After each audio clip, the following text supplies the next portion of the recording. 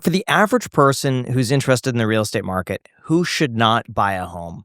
If you can rent a property right now for less money, the equivalent property, than owning it, I would suggest you wait, okay, and just rent it.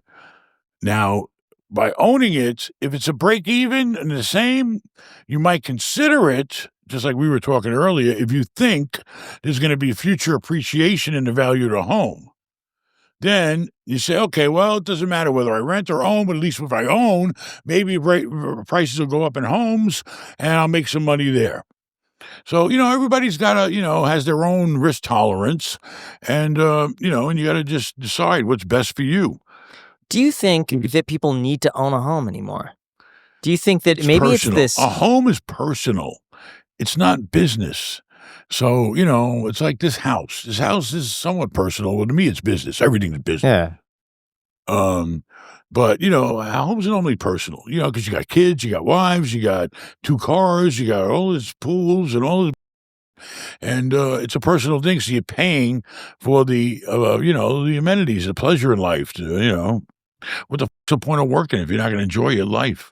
See, I almost think that this myth of home ownership is going to go the way of a college education, where people put it down your throat that you need a college degree. And I feel like there's that same sort of pressure for a lot of people that they feel like, I need to own a home, even though when I look at the prices, I'm like, it just doesn't make sense. The masses of people, the middle income, the middle income masses of people should buy a home because that's really their only way of giving themselves that extra protection down the road. It's a forced savings account. You keep paying down the mortgage. What happens in 20 years? You're sitting around with a house. It's going to be worth $500,000 or more, and you're not going to have a mortgage on it. So it's a good thing for people that have trouble saving money, and, look at the appreciation, from the house. And it makes sense for the average person, yes. What do you think about the theories that home prices have peaked overall and that we're having an aging population who's going to go into care facilities? There's going to be an influx of homes on the market and our population's somewhat declining and there's going to be less demand maybe for single-family homes. I don't have a crystal ball, but I can tell you, you don't know. I mean, listen, you see it go up, then you see it go down. You see it go up, you see it go down. You see it stable. I mean, if it's your home and you're living in it and you can afford the payment, then, of course you want to own a home, What's your overall read right now of the housing market? Right now, people are not, there's not a lot of houses moving. Things are kind of like, unless you're in some high growth area where things are booming, it's pretty much, just flat. Houses are sitting on the market. There's not 5 people making offers for them like it used to be at the same time right away. And there's not bidding wars going on anymore. Rates are up, and that's the thing, typically if you buy a house for $1 million, in today's rate environment, you're going to be paying probably with taxes and insurance somewhere between $8,000 and $9,000 a month. Have you noticed any effects on the housing market from the tariffs? The tariffs. Have you noticed anything? Listen, I'm so sick of hearing about tariffs. Listen, one day the tariffs are this, one day the tariffs are that. It's just it's a game, okay? It's a game. All right, the people in the market just forget about tariffs. Tariffs is just political.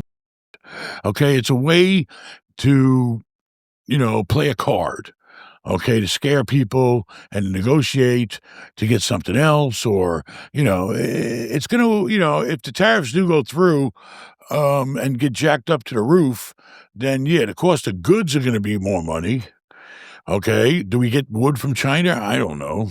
I thought we get wood from our own country. Canada, okay. Yeah. Well, I don't know. I mean, listen, shit happens and it happens. You just got to deal with it. But I can tell you right now, the home builders, I know for a fact, a lot of home developments they built were converted to BTR, which they said. You know what BTR is? No, never heard of Build that. to rent.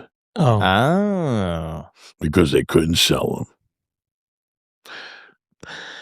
It's true. I Yeah. can show you on my computer. They were on sale right now. So The why- whole thing. You buy the whole development of houses. So they're having trouble selling these houses. Why were they having trouble? Is it just like the rates and the Interest pricings? rates. The same guy that used to see. The point is when they, it takes years and years for them to go out, find the land, secure the land, get all the improvements done, the roads, the power, the water, all that. It takes years to put all that together when you build, like, say, 100 or 200 homes. So when they did it, rates were low. That type of financing you typically, to my knowledge, don't fix. Okay, banks don't fix them. They don't want the risk. So, if they got bridge loans, or if they got a bridge loan, they could have fixed it. Anyway, the point is, when they started this project, rates were low, and people were buying out of homes. Why? Because there were home loans for 3.5%.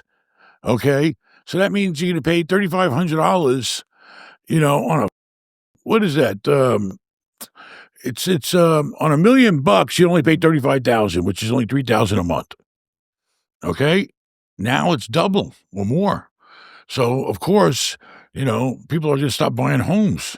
There's a lot of home builders in Las Vegas right now. Huh? There's a lot of home builders in Las Vegas right now that are offering free incentives and free upgrades if you buy, and they're free upgrades. If you buy this house today, we'll give you a free dishwasher, and it'll be stainless steel. Or they're discounting the price of premium materials by 50%. That's where it starts. To get people. That's where it starts. Okay, that's where it starts. And then they'll sit around.